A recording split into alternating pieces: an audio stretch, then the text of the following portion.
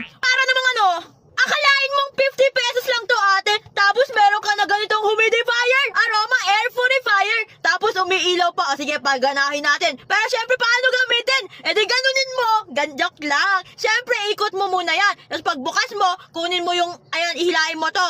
Tapos lalagyan mo ito ng tubig na may patak ng essential oil. O, may kunyari, meron tayong essential oil. Ito, pabango. Palalambutin mo muna ng 1 minuto yung tube na to, and then kailangan muna may tubig dito. May, kunyari, ano to, tubig na may, ano to, essential oil. Ayan, gaganyanin mo. Pwede naman yata ilagay natin na dito, guys. Ganyan natin.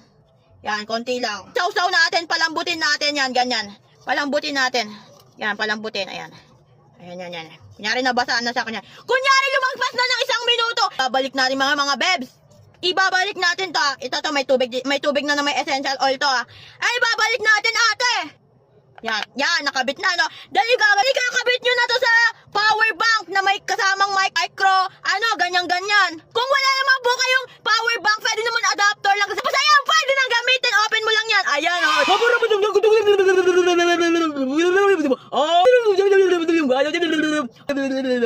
Charot.